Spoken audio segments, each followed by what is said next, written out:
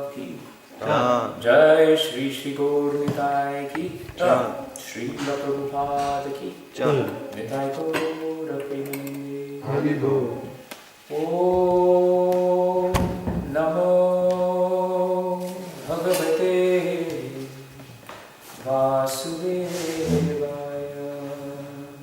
ओम नमो भगवते वासुदेवाय।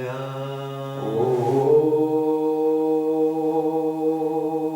नमो भगवते वासुदेवाय। ओम नमो भगवते वासुदेवाय। ओम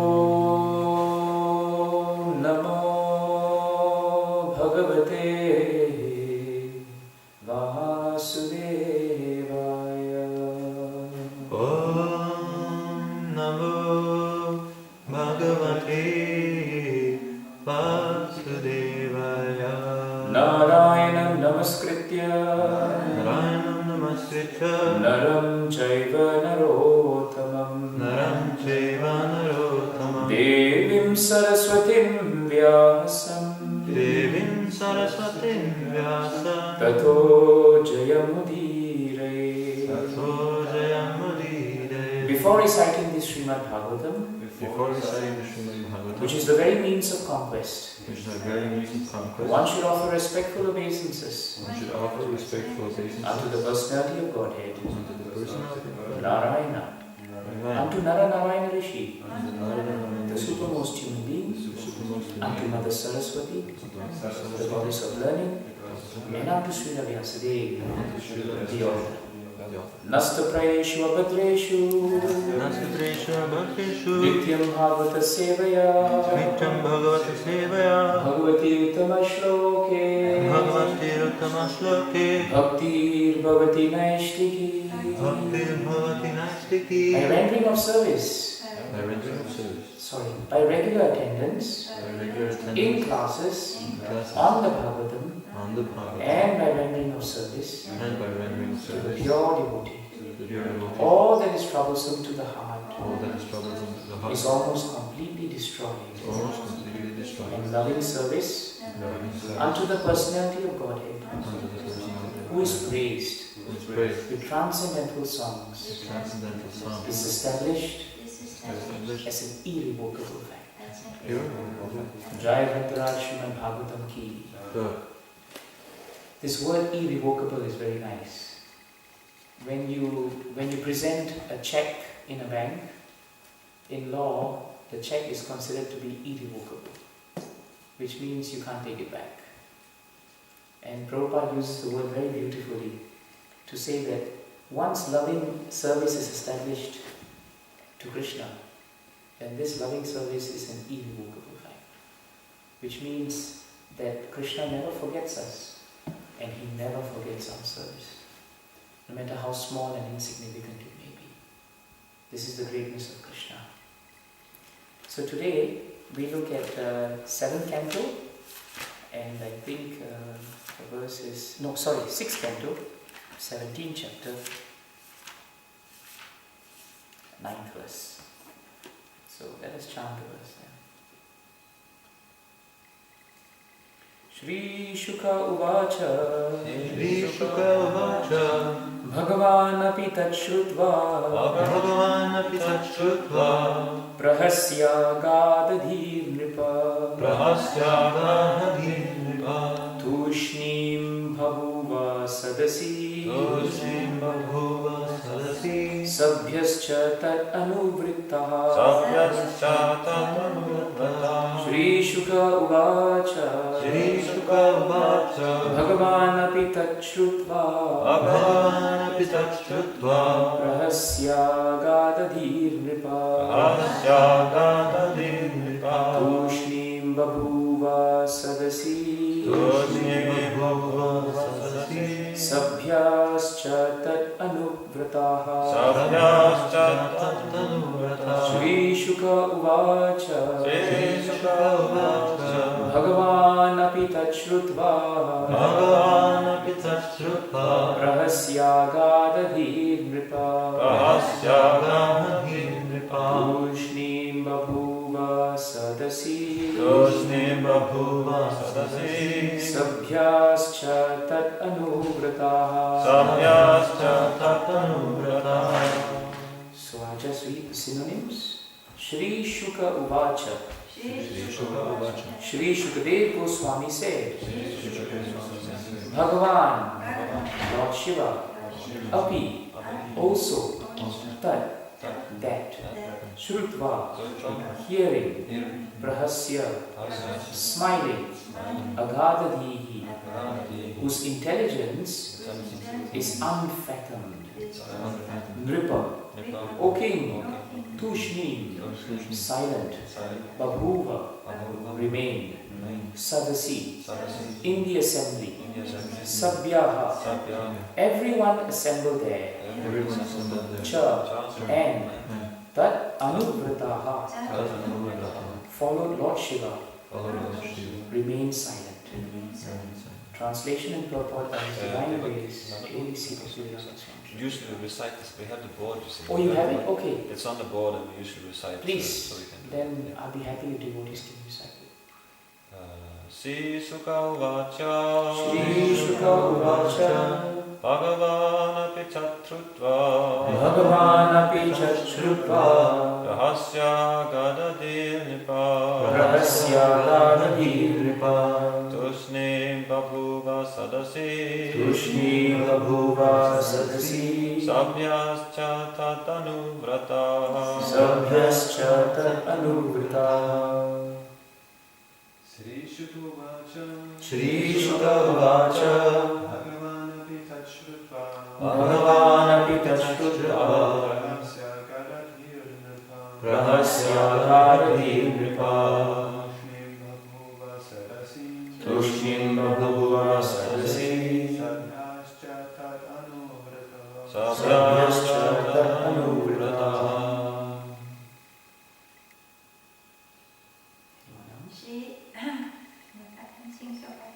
Shri Shuka Vacha Shri Shuka Uvacha Bhagavanapi Tachrutva Bhagavanapi Tachrutva Rahasya Gadadhi Nripa Rahasya Gadadhi Nripa Tushnim Babhuva Sadasi Tushnim Babhuva Sadasi Sabhyascha Tat Anuvrata. Shri Shuka Vacha Shri Shuka Uvacha Bhagavanapi tachrutva Bhagavanapi Tachrutva Rahasya Gadhi nripa Rahasya Gadadhi Nripa Tushni Babhuva Sadasi Tushnim Babhuva Sadasi Sabhyascha Tatanuvrata. Sabhyascha Tat Anuvrata. So we'll read the translation. Translation and purport by His Divine Grace, A.C. Bhaktivedanta Swami Srila Prabhupada Ki. Shri Shukadev Goswami continued, My dear King, after hearing Chitraketu's statement, Lord Shiva, the most powerful personality, whose knowledge is fathomless, simply smiled and remained silent, and all the members of the assembly followed the Lord by not saying anything. Please repeat. Srila Shukadev Goswami Srila Shukadev Goswami Continue. My dear King, My dear King, after hearing Chitraketu's statement, After hearing Chitraketu's statement, Lord Shiva, Lord Shiva, the most powerful personality, most personality, whose knowledge is fathomless, simply smiled smile and remained silent, and remain silent. and all the members of the assembly All the members of the assembly followed the Lord follow the Lord by not saying anything. by not saying anything. Let us hear the purport. Chitraketu's purpose in criticizing Lord Shiva is somewhat mysterious and cannot be understood by a common man. Srila Vishwanath Chakravarti Thakur, however, has made the following observations. Lord Shiva, being the most exalted Vaishnava and one of the most powerful demigods, is able to do anything he desires. Although he was externally exhibiting the behavior of a common man and not following etiquette, such actions cannot diminish his exalted position. The difficulty is that a common man, seeing Lord Shiva's behavior, might follow his example. As stated in Bhagavad Gita 3.21, Yad yad acharati shreshtas tat tat eva taro janaha sayat pramanam kurte lokastat anuvartate. Whatever actions a great man performs, common men follow, and whatever standards he sets by exemplary acts, all the world pursues. A common man might also criticize Lord Shiva, like Daksha, who suffered the consequences for his criticism. King Chitraketu desired that Lord Shiva cease this external behavior so that others might be saved from criticizing him and thus become offenders. If one thinks that Vishnu, the Supreme Personality of Godhead, is the only perfect personality, whereas the demigods, even such demigods as Lord Shiva, are inclined to improper social affairs, he is an offender. Considering all this, King Chitraketu was somewhat harsh in his behavior with Lord Shiva. Lord Shiva, who is always deep in knowledge, could understand Chitraketu's purpose, and therefore he was not at all angry. Rather, he simply smiled and remained silent. The members of the assembly surrounding Lord Shiva could also understand Chitraketu's purpose. Consequently, following the behavior of Lord Shiva, they did not protest. Instead, following their master, they remained silent. If the members of the assembly thought that Chitraketu had blasphemed Lord Shiva, they would certainly have left at once, blocking their ears with their hands. Jai Bhagwan Srimad Bhagavatam Ki. Om Ajnana-timirandasya Jnananjana-shalakaya Chakshurumilitam Yena Tasmai Shri Guruve Namaha. Sri Chaitanya Manobhishtam Sthapitam Yena Bhutale Swayam Rupa Kadamayam Dadati Swapadantikam. Vandeham Shri Guru Sri Uttapadakamalam Shri Guru Vaishnavamscha Shri Rupam Sagrajatam Sahagana Raghunatham Vitam Tam Sajivam Sadvaitam Savadutam Parijana Sahitam Krishna Chaitanya Devam Shri Radha Krishna Padam Sahagana Lalita Shri Vishakhanvitamscha. He Krishna Karuna Sindhu Dinabandho Jagatpate Gopesha Gopika Kanta Radha Kanta Namostute Tapta Kanchana Gaurangi Radhe Vrindavanishwari Vrishabhanusute Devi Pranamami Hari Priye. Namo Mahavadanyaya Krishna Prema Pradayate Krishnaya Krishna Chaitanya Namni Gauri Tvishe Namaha. Vancha Kalpatarubhyascha Kripa Sindhubhya Evacha Patitanam Pavanebhyo Vaishnavebhyo Namo Namaha. Jai Sri Krishna Chaitanya Prabhu Nityananda Shri Advaita Gadadhara Shri Vasadi Gaura Bhakta Vrinda. Hare Krishna Krishna Krishna Hare Hare Hare Rama Rama Rama Hare Hare.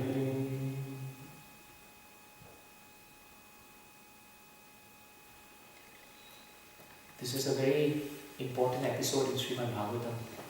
It's very practical because many of us may face such situations in our daily lives in devotional service. In this case, you find that Chitraketu Maharaj has just stated some very astonishing statements about Shiva. Chitraketu Maharaj, we have been reading for the last few verses, and I'm sure in the last few months, is actually a very great devotee of the Lord. Even though he had a material desire to have a child, eventually when the child arrived by the grace of Angira Rishi, the child did not last very long in this world. And by the power of destiny and by the great envy of his queens who were barren, they poisoned the child. and the child died a terrible death. In the morning, when the mother and the servants came to wake up the child, they found that the child was lifeless, cold.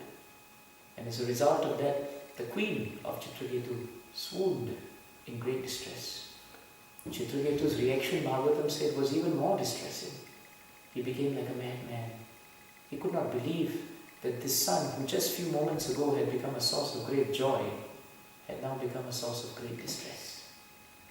So Chitraketu Maharaj was inconsolable. The whole kingdom was plunged in grief.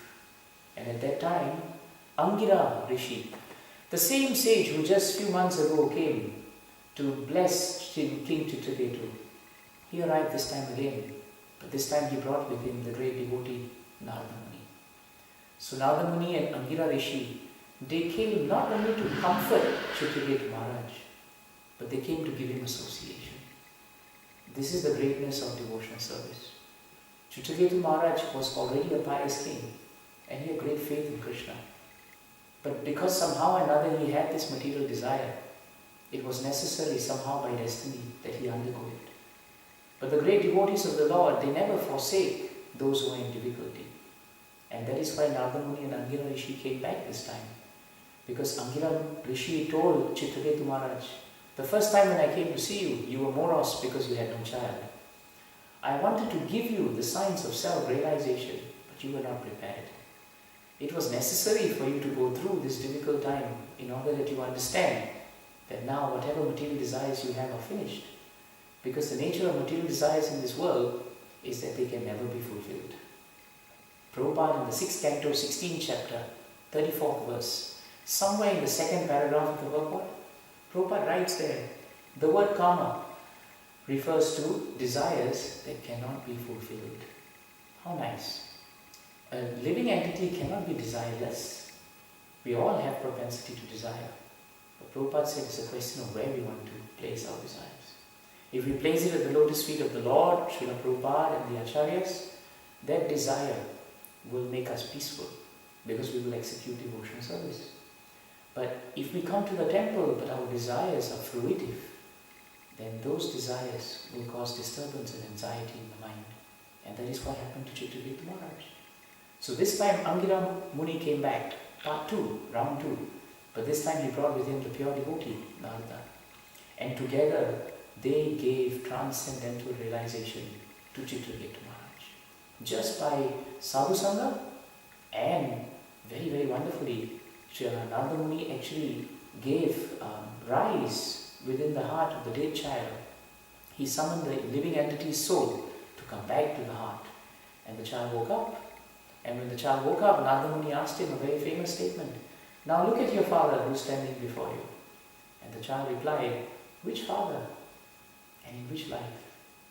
And that question that the child asked astonished Chitraketu Maharaj, and it shocked him into understanding his true constitutional position.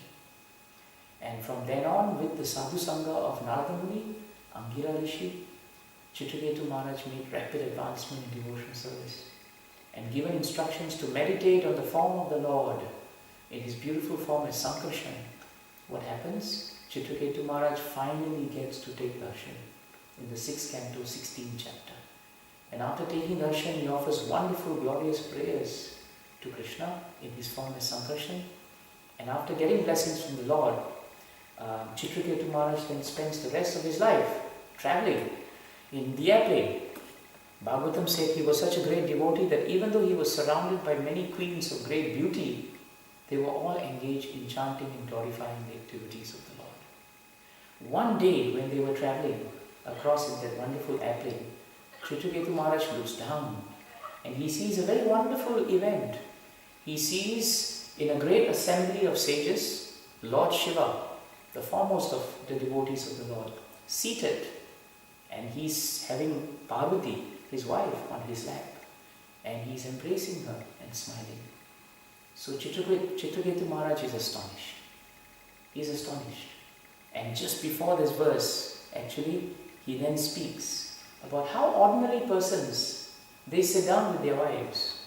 And well, when they sit down, they enjoy each other's company in solitary places. But how is it that Lord Shiva, who's the master of his senses and who's known as Mahadev, a great master of austerity. Just see him, how he can embrace his wife openly in the assembly of great learned men. Who actually were in the assembly? If you look further down, you'll find that the Lord Shiva's associates were there. Some demons who were also under the shelter of Lord Shiva, they were also there. Siddhas from Siddhaloka, great personalities, they were also seated. And Bhagavatam mentions that Narada Muni was also present in the assembly. So in such exalted and august group of people, Lord Shiva was performing what looked to Chitraketu Maharaj as very ordinary, very astonishing. So having made the statement, Chitraketu Maharaj then stopped what he said. Now, in normal life, if a devotee comes and tells us a statement which appears to us to be a bit hurting or a bit painful, the next question is, how do we react? Isn't it? That's the question always we ask. What should I say? What should I feel? What's the right thing to do? And that's why Bhagavatam is so practical.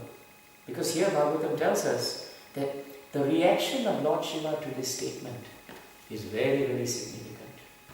Bhagavatam tells us that Lord Shiva did two things. He simply smiled and remained silent. That's all he did. And the word simply smile is very interesting. When one smiles, but he is simple, then his smile is very simply smiling. The word simply is not used accidentally by Prabhupada. We must understand that every single word used in Bhagavatam by His Divine Grace is for a purpose. It is not because it is just to fit in the syntax of a sentence, nor is it meant just to fit in as a form of expression. No. Lord Shiva was simple because he is Vaishnava.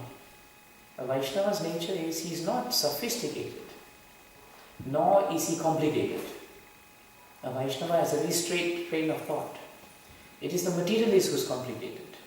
So Lord Shiva showed his wonderful nature by first being simple. And because he was simple, it translated into nothing in his heart. He did not feel malice towards Chitraketu Maharaj. He did not even express anger or frustration. That is why one who is simple in heart, he is free to smile. Very often we find it's very difficult for us to smile in this world. When we come to devotional service, the main aim to come to devotional service is at least to be blissful and peaceful. And it should manifest in a simple smile. If we cannot even smile at each other as devotees, then something must be wrong, So that is why Bhagavatam insists that Lord Shiva is such an exalted personality that though a very provocative statement was made, he was simple and therefore he smiled. And because he was simple in heart, he could smile. And because he could smile, he was silent. So it's very easy to remember the characteristic of Vaishnava. 3 S's. One who is simple, he can smile. And when he smiles, he becomes silent. So Lord Shiva did not counteract. That is the beauty of a Vaishnava. A Vaishnava never counteracts. Even though he has all the power to counteract, he will not counteract. So Lord Shiva in this exchange is the best example of a Vaishnava. In 1848 of Srimad Bhagavatam, very famous verse, very nicely Parikshit Maharaj, is described in Bhagavatam 1848. Tiraskrita vipralabdha, shakta shikta hata api, na asya tat pratikurunti, prabhavo api, tat bhakta prabhavo bihi. Very important verse. There, Shukadeva Goswami, he is speaking about the great characteristic of Parikshit Maharaj. Parikshit Maharaj was cursed, wasn't he? He was cursed by, who was he cursed by? Shringi. And Shringi was a Brahmana. A Brahmana must have great control over his senses. The last thing a Brahmana should be doing is moving around cursing individuals. But Shringi, he cursed because he could not control his senses. But Parikshit Maharaj was a Kshatriya. A Kshatriya is normally in the mode of passion. And he should get more agitated. But because Parikshit Maharaj was a great devotee of Krishna, Krishna protected his senses. This is something we must understand. Sometimes we say, how do I control my senses? But Krishna gives the clue to controlling the senses. In Bhagavad Gita, in one of the purports, I think in the first chapter, Prabhupada writes there that the Lord is known as Rishikesha. He is Lord of the senses. When a devotee surrenders to Krishna, to the extent of his surrender, to that extent Krishna controls his senses.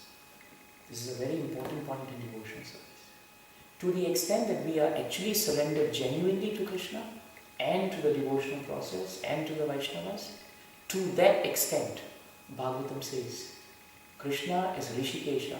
He will control our senses. We don't have to worry about our senses. Lord Shiva did not have to artificially control his senses because his senses were always fixed at the lotus feet of the Lord. In what form? In his form of Sankarshan. Who did Chitraketu Maharaj see just one chapter ago? He saw Krishna in the form of Sankarshan. This is no coincidence.